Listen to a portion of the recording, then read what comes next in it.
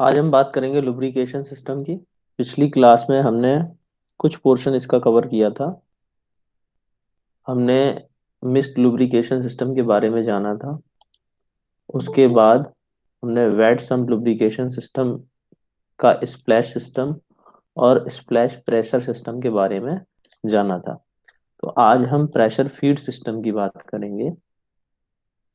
हमने इसमें mist lubrication system में देखा था 3 से 6% हम लुब्रिकेटिंग ऑयल को पेट्रोल के साथ मिक्सअप कर रहे हैं।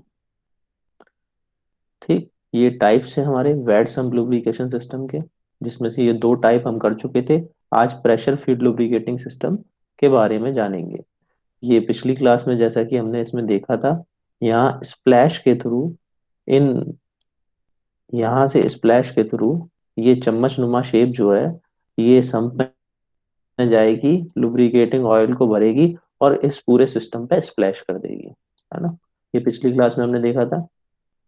स्प्लैश एंड प्रेशर सिस्टम में हमने देखा था कि प्रेशर के थ्रू, है ना, प्रेशर के थ्रू हम ऑयल को भेज रहे हैं और इसके साथ साथ स्प्लैश भी करा रहे हैं, यानी कि सिस्टम पे स्प्लैश भी होगा और प्रेशर के थ्रू भी लुब्रिकेशन होगा। आज हम जानेंगे प्रेशर फीड सिस्टम, जो कि आजकल की गाड़ियों में प्रयोग में लिया जाता है। ठीक, यहाँ हम देखेंगे ऑयल स्टेनर है ना। ऑयल स्टेनर का सेम वही काम है जो पहले था। ये oil strainer is nothing but ये एक छलनी नुमा शेप है। ये क्या है, यहाँ पे एक वायर्स लगे हुए हैं और ये छलनी है। तो जो भी लुब्रिकेटिंग ऑयल इस सिस्टम में जाएगा, इंजन के अंदर जाएगा, वो छन कर जाएगा। अगर कोई फॉरेन पार्टिकल इसमें आ गया, कोई डस्ट रस्ट आ गई इसमें, तो इंजन फेल्ड हो जाएगा, है ना। इंजन सीज भी हो सकता है, बहुत सी बार सीज हो जाता है, ब्लॉक हो जाता है। तो हमें क्या करना है, जो भी पेट्रोल भेजना है, लुब्रिकेटिंग ऑयल भेजना है, सबको फिल्टर्ड करके भेजना है ना। तो ये स्टेनर से यहाँ पे ये फिल्टर होगा। उसके बाद ये हमने ऑयल पंप लगा रखी है ना। ऑयल पंप से ये यहाँ जाएगा, है ना। यहाँ जाएगा, यहाँ से जाने के बाद ये देखिए कनेक्टिंग रॉड के बिग एंड में जा रहा है। ठीक, यहाँ ये कनेक्टिंग रॉड के बिग एंड में जा रहा है। अब ये यहाँ पे जाने के बाद इस एंड को लुब्रिकेशन कर देगा, यहाँ पे लुब्रिकेशन होगा। और इस कनेक्टिंग रॉड के अंदर ही हमने एक टनल बना रखी है। ये देखिए यहाँ पे ये जो हैचिंग हो रही है, इस टनल के अंदर से क्या होगा, ये लुब्रिकेटिंग ऑयल जाएगा। और ये पिस्टन पिन के थ्रू, यहाँ ये पिस्टन पिन के थ्रू, यहाँ ये दीवारों पर ये सिलेंडर ब्लॉक, अगर मैं बात करूं इस पिस्टन के सिलेंडर पर, है ना, और पिस्टन के बीच में, पिस्टन और सिलेंडर की वाल पर लुब्रिकेशन करेगा, है ना। क्योंकि ये आपस में रगड़ खा के चल रही है, यहाँ पे बहुत जरूरी है लुब्रिकेशन होना। ठीक, तो ये किस में होगा, प्रेशर फीड सिस्टम में। आजकल हम यही प्रेशर फीड सिस्टम यूज करते हैं।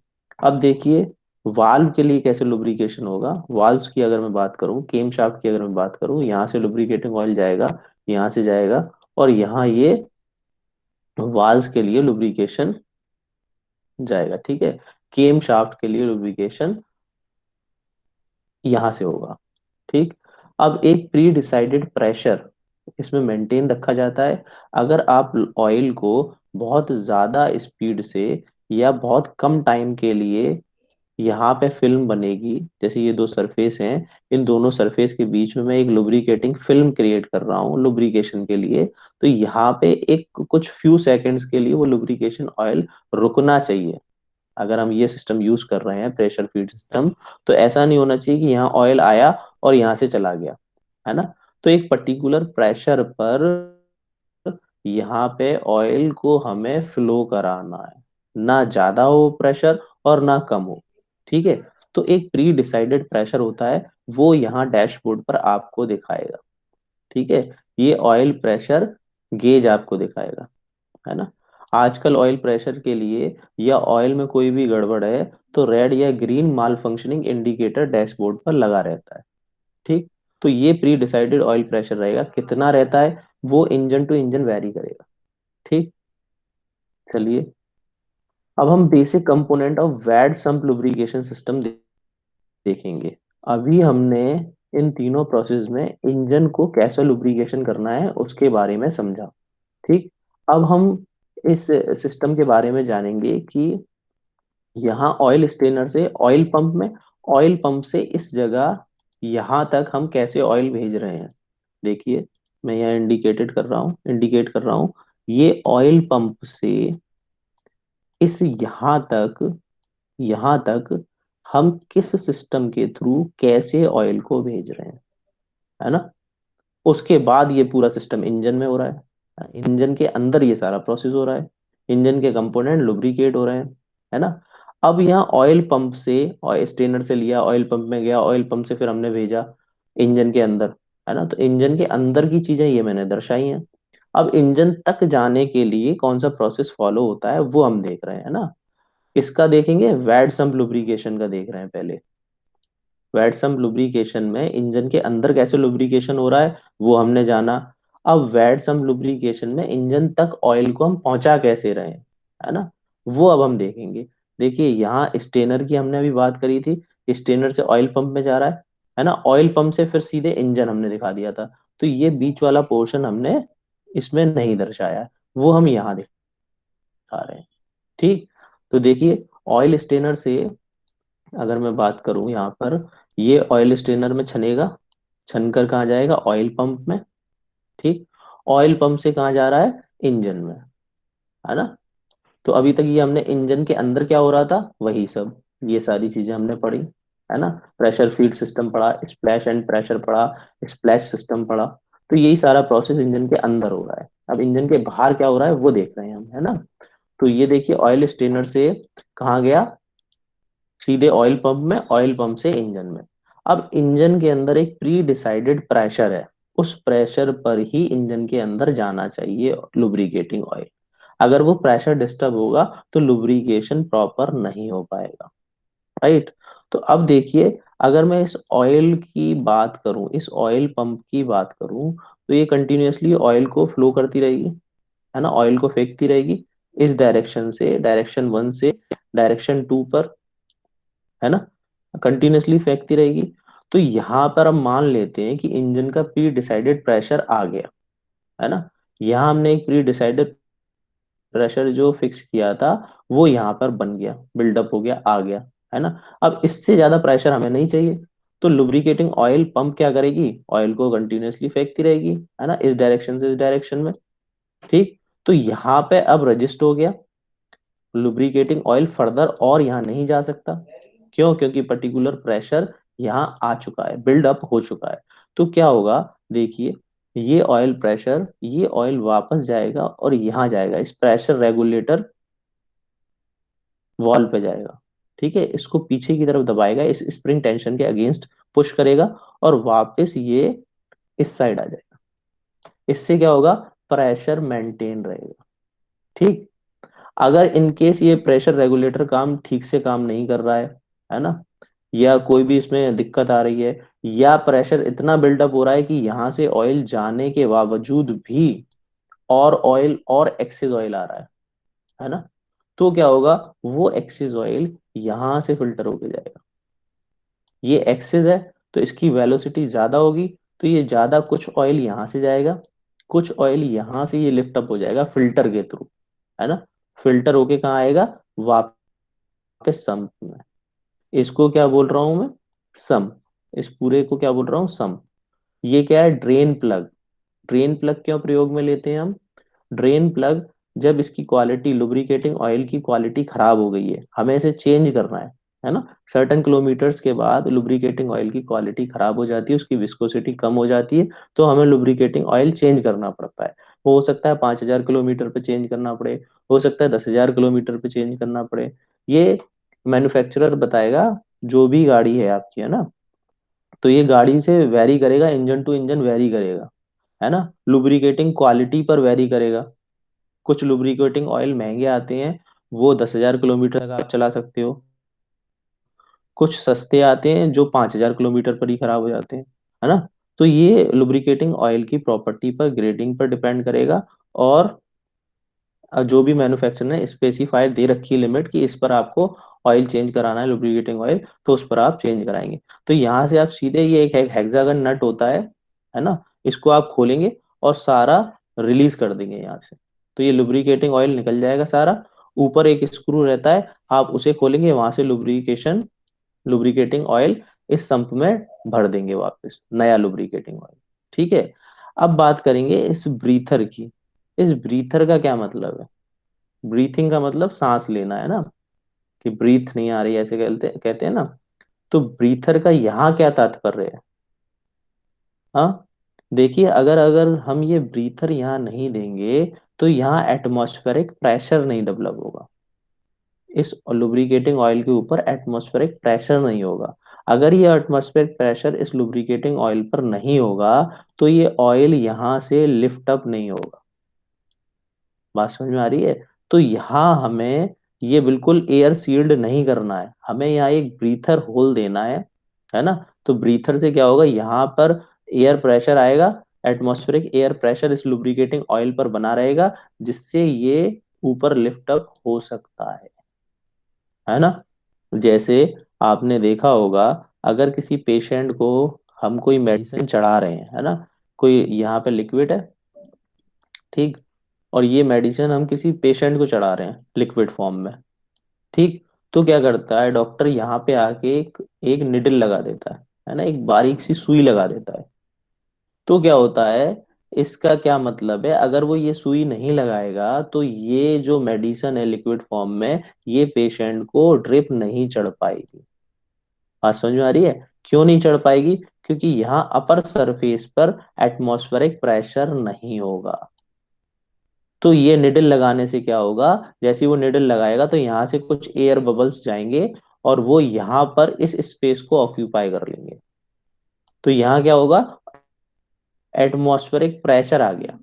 जब एटमॉस्फेरिक प्रेशर लिक्विड के ऊपर आ गया, तब ये लिक्विड यहाँ से नीचे आना शुरू हो जाएगा। बात समझ में आ रही है? सेम ऐसे ही यहाँ पे हमने किया है। अगर ये एटमॉस्फेरिक प्रेशर इस लुब्रिकेटिंग ऑयल पे नहीं होगा तो ये लिफ्ट अप नहीं हो पाएगा। इसीलिए हम यहाँ पर एक ब्रीथर पाइप देते हैं, जिसमें एक माइन्यूट सा, एक बहुत कम डाया का एक ऑरिफिस होता है, ठीक। तो ये सारी चीजें वेट सम्प लुब्रिकेशन की हैं, जो खत्म हो गई है ना। अब चलिए नेक्स्ट सिस्टम को देखते हैं। अच्छा, इस पर नेक्स्ट पे जाने से पहले हम ऑयल पंप के बारे में बात कर लेते हैं। इसके आगे स्लाइड्स में हम कहीं ऑयल के टाइप भी पढ़ेंगे, बट ये ऑयल पंप यहाँ पे आई है तो फटाफट इसके बारे में जान लेते हैं। ये गियर टाइप लुब्रिकेटिंग पंप है, ठीक। गियर टाइप लुब्रिकेटिंग पंप देखिए, जो अभी हमने समझा वही इसमें है। यहाँ से लुब्रिकेटिंग ऑयल जाएगा, ठीक। इन गियर्स के बीच में से इसकी वेलोसिटी इंक्रीज होगी और ये यहाँ इंजन में चला जाएगा। इंजन में प्री डिसाइडेड प्रेशर है, तो वो जैसे ही बिल्डअप होगा तो यहाँ पर ये फर्दर ऑयल नहीं जाएगा। ये देखिए, ये प्रेशर रिलीफ वाल्व यहाँ से ओपन हो जाएगा, जैसा कि अभी हमने देखा जाना, और ये प्रेशर यहाँ से रिलीज होकर ये लुब्रिकेटिंग ऑयल यहाँ से आके वापस इस डायरेक्शन में यहाँ आ जाएगा, इस एरिया में आ जाएगा, है ना। तो गियर टाइप, ये कौन सी होगी, गियर टाइप लुब्रिकेटिंग पंप, है ना। इसके टाइप्स हम आगे स्लाइड्स में देखेंगे इस चैप्टर में, तब हम और अदर टाइप की लुब्रिकेटिंग पंप के बारे में भी जानेंगे। अब हम बात करेंगे ड्राई सम्प लुब्रिकेशन सिस्टम की। ड्राई सम्प लुब्रिकेशन सिस्टम में ऑयल कैसे जाता है, कैसे पहुंचता है, उसके बारे में सीखेंगे, ठीक। यहाँ पर ये लुब्रिकेटिंग ऑयल फिल किया हुआ है हमने, है ना। तो यहाँ इसको मैं ड्राई सम्प बोल रहा हूँ, इसका नाम है ड्राई सम्प। तो यहाँ ये लुब्रिकेटिंग ऑयल है, ये मैंने वही स्टेनर दर्शाया हुआ है, यहाँ पर स्टेनर कुछ ऐसे दिखा दिया, ठीक। तो ये देखिए, ये वही ऑयल पंप है, इसको आप ऑयल पंप बोल सकते हैं। यहाँ एक और ऑयल पंप हमने लगा रखी है ना, ठीक। तो इसके दोनों ही नाम है, स्क्वेंजिंग पंप भी आप बोल सकते हैं, ठीक। ऑयल पंप यहाँ से क्या करेगी, देखिए यहाँ लुब्रिकेटिंग ऑयल आया, ये यहाँ आया, इस पंप ने फेंका इस डायरेक्शन में, इस डायरेक्शन में डिलीवर किया, ये फिल्टर हुआ, इस फिल्टर के थ्रू यहाँ हमने एक सप्लाई टैंक और बना रखा है। वेंट क्यों ले रखा है हमने, सेम हमने वेंट वही उसी काम के लिए ले रखा है, यहाँ एटमॉस्फेरिक प्रेशर बना रहे, ठीक है। वेंट या ब्रीथर एक ही चीज है। तो यहां से फिर ये ऑयल यहाँ आ गया, इस ऑयल से यहाँ गया, इस सप्लाई टैंक से ये ऑयल यहाँ गया, इस ऑयल पंप ने फिर इसे प्रेशराइज किया और यहाँ गया। यहाँ हम ऑयल कूलर लगा रखा है। ऑयल कूलर से क्या तात्पर्य है, ऑयल कूलर के बाद फिर ये इंजन में चला जाएगा, इंजन में वही सारे प्रोसेसेस होंगे जो हमने देखे। ऑयल कूलर का ये तात्पर्य है, अगर हम इंजन के टेम्परेचर को, सॉरी, लुब्रिकेटिंग ऑयल के टेम्परेचर को कम करके भेजेंगे, है ना, तो उसकी लुब्रिकेटिंग प्रॉपर्टी इंक्रीज हो जाएगी, है ना, वो डेंस हो जाएगा। तो इसके बारे में हम जब हम लुब्रिकेटिंग की प्रॉपर्टीज पढ़ेंगे तो और अच्छे से जानेंगे। बट फिलहाल के लिए ये समझिए, अगर हम लुब्रिकेटिंग ऑयल को कूल करके, ठंडा करके इंजन में गुजारते हैं, तो लुब्रिकेटिंग प्रॉपर्टीज उसकी इंक्रीज हो जाती है, एनहांस हो जाती है। ठीक, तो यहाँ पे हमने एक डिवाइस ऑयल कूलर और लगा दी है। ठीक, अब देखिए इसके बारे में दोबारा देखते हैं। अब ये सीधा सीधा सिंपल प्रोसेस हो गया। अब इसको हम फर्दर समझने की कोशिश करेंगे। देखिए, यहाँ से ऑयल आया, यहाँ से गया, यहाँ से ये सप्लाई टैंक में गया, इस पंप के थ्रू कूलर में, कूलर से फिर ऑयल कूलर में, फिर इंजन में। ये प्रोसेस फॉलो कर रहा है। अगर इन केस ये फिल्टर चोक हो जाए, है ना, अगर ये फिल्टर चोक हो जाए, अगर लुब्रिकेशन, आप लुब्रिकेटिंग ऑयल आपके इंजन में आधे से 1 किलोमीटर भी नहीं चला, है ना, यानी कि मैं बता दूं 100 मीटर भी आपका इंजन बिना लुब्रिकेटिंग ऑयल के चल गया, या आपने चलाने की कोशिश करी, तो इंजन सीज हो जाएगा, इंजन खराब हो जाएगा, इंजन ब्लॉक हो जाएगा। आपको हो सकता है कि कनेक्टिंग रॉड टूट जाए, पिस्टन टूट जाए, पिस्टन मेल्ट हो जाए, है ना, तो भारी डैमेज हो सकता है। इंजन कॉस्टली पार्ट है, पूरा इंजन आपको रिप्लेस करना पड़ेगा गाड़ी का, है ना। तो इसलिए हम क्या करते हैं कि इस, अगर ये फिल्टर चोक हो गया है, तो ऐसा ना हो कि लुब्रिकेशन जाए ही ना, लुब्रिकेटिंग ऑयल इंजन के अंदर ना जाए। उसके लिए, सेफ्टी के लिए, हमने इसे यहाँ पर एक filter bypass pressure relief valve लगा रखा है। देखिए इसका क्या काम होगा, जब ये फिल्टर चोक हो जाएगा, तो एटलीस्ट फिल्टर होकर ना जाए। इंजन ब्लॉक होने से अच्छा है कि बिना फिल्टर्ड ऑयल उसमें चला जाए। ठीक है, तो इतना नुकसान नहीं है। अगर उसमें ऑयल जाएगा ही नहीं तो इंजन ब्लॉक हो जाएगा।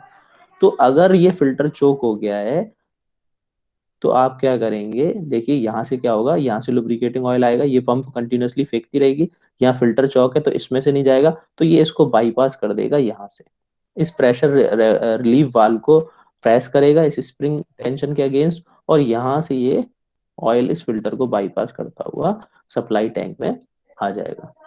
ठीक, अब देखिए यहाँ पे ये भी ऑयल पंप कंटिन्यूअसली से फेंक रही है, इस लुब्रिकेटिंग ऑयल को इस साइड से इस साइड भेज रही है ना। अब वही चीज यहाँ पर है, जैसे ही ये pressure, pre decided pressure engine का बिल्डअप हो जाएगा, यहाँ आ जाएगा, तो क्या होगा, ये ऑयल वापस पीछे जाएगा, है ना, वापस पीछे बैक करेगा, तो ये प्रेशर रिलीफ वाल्व के अगेंस्ट वापस इस डायरेक्शन में यहाँ आ जाएगा। ठीक है, यहाँ से वापस आया और ये वापस इस पोर्शन में, यहाँ इस एरिया में आ गया। ठीक, तो ये सारी चीजें ड्राई सम्प लुब्रिकेशन के बारे में, ये सारे basic components dry sump lubrication के। चलिए, अब इसमें जो भी डाउट है आपका पहले वो ले लेते हैं, फिर उसके बाद हम आगे चलेंगे।